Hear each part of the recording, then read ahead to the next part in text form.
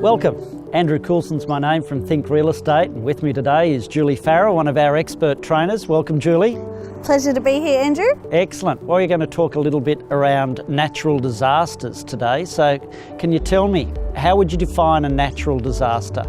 A natural disaster is traditionally bushfire or flooding, but it can branch off that. So you can have hail damage, we can have sinkholes and all sorts of things. Okay, so anything where the property's damaged by natural elements? Yes, where it's not the landlord's or the tenant's fault. Okay, so who's responsible for the clean up after a natural disaster? It's the landlord's responsibility to clean up debris and cleaning after a natural disaster.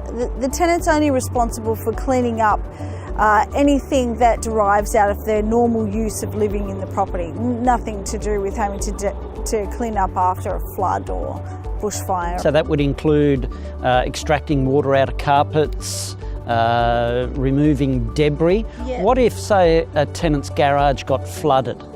Firstly, who's responsible for the goods that are damaged there? Sadly for the tenant is responsible. So they need to make sure that they have contents insurance, just like you would for your own house that you live in, and then their insurance will cover them for whatever damage or loss they sustain as a result of a natural disaster. Okay. The landlord is responsible though for the building and the property. Okay, so once any damaged goods are removed, then the landlord's responsible for removing and restoring the property to its original condition. Back to whatever the insurance company is going to do. Okay, all right. So what if the property was substantially damaged by a natural disaster? Let's say a tree fell on the property. What would determine whether it is habitable or uninhabitable? Okay, well that's a good question because it's not maybe as straightforward as what people might think. So there's a lot of things that you need to take into account when you're trying to determine whether a property is going to be habitable or inhabitable. Obviously, the tenant's health and safety is one. Right. But another one is we act in the owner's best interest, and we also take on their responsibility to mitigate any loss. Yes. So we also need to make sure that the property isn't going to sustain any further damage or loss by the tenant remaining in there. Okay. But some basic things to consider are whether or not further damage is likely to occur, whether you think the property is safe for the tenant to continue to live in, if any utilities like water, gas or electricity are going to be disconnected for any periods of time, which would make the property unusable. If the tenant is still going to be able to bathe and sleep and cook in the premises, which is essentially what makes it into a residential premises. Right. They're some of the main ones. The other things that we need to consider, of course, are like flexible access for the assessors, for the builders, for tradespeople, how it's going to impact on the tenant. And of course, if the tenant is going to possibly sustain any further damage to anything that they have or their health by remaining in the premises. So if we determined that the property was uninhabitable, what would our next process be?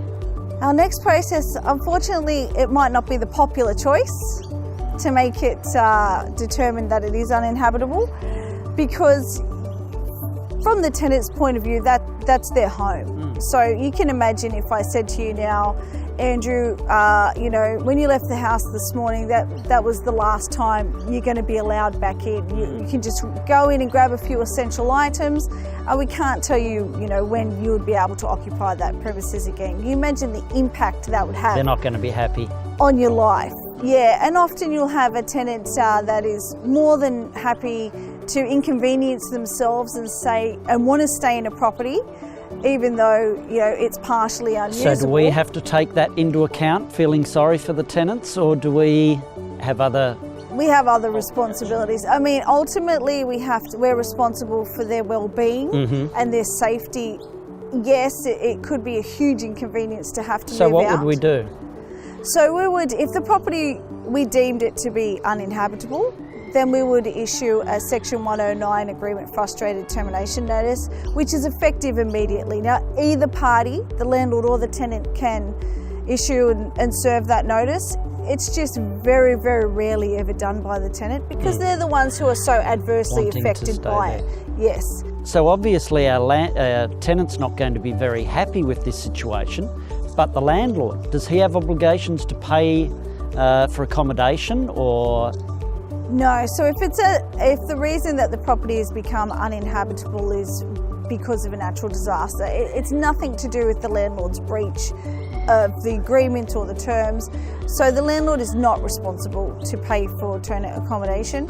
When you issue the 109 agreement frustrated termination notice, all liability to each other between the landlord and the tenant ceases there on the spot. Okay. So the landlord's going to make a claim on his own insurances for perhaps loss of rent, repairs to the property correct. And those sorts of things. So he'll be covered by that, but the tenant unfortunately does need to find their own accommodation. Correct. So any rent in advance that the tenant has paid already to the landlord past the date that that the agreement is being terminated will need to be refunded back to them very quickly.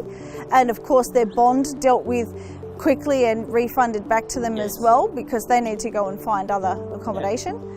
And your landlord might be a little reluctant to do it because it does mean no further rent for who knows how long. Could be weeks, could be months. Yeah, so basically it's our responsibility to we have a duty of care and we have to act in both parties' best interest and make the tough decisions sometimes and That's fix our it job. as economically as we can. What insurances should be taken out by our landlords and our tenants?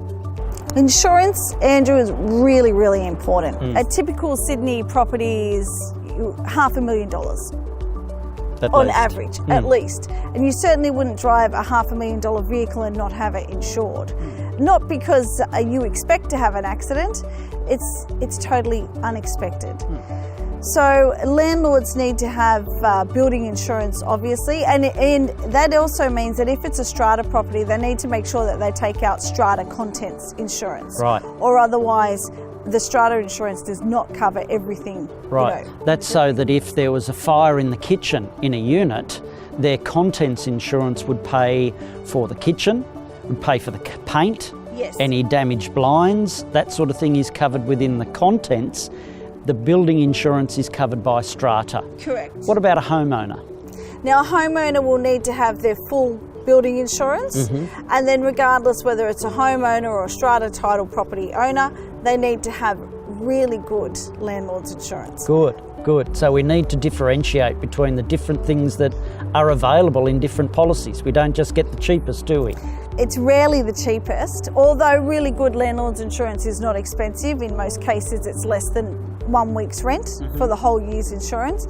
And it covers the typical things like rent arrears and loss of rent and that sort of thing, but it also covers so much more. I mean, there's so many, you only need to open up the newspaper and have a look at events and you can say, well, what if that was my tenant, or what if that was my tenant, or what if that was my tenant? There's so many situations. We need that building insurance, landlord insurance that will cover contents as well as malicious damage, Correct. loss of rent, and also, I guess we also need to take into account public liability. Public liability is almost always included in landlords' insurance policies. Good. So they're killing two birds with one stone. And the tenant needs to have their own insurances as well. The tenant needs to take out contents insurance. Good. You would probably think that everyone has it, but not everyone does. And the other thing is, of course, they need to make sure that they don't under-insure. So they need to insure their contents for their current replaceable value. It needs to become a conversation that we have with our tenant at lease signing and our landlord when we sign the managing agency agreement. Absolutely. What insurance will they have in place? Definitely. Excellent. Thanks, Julie. Thanks, Andrew.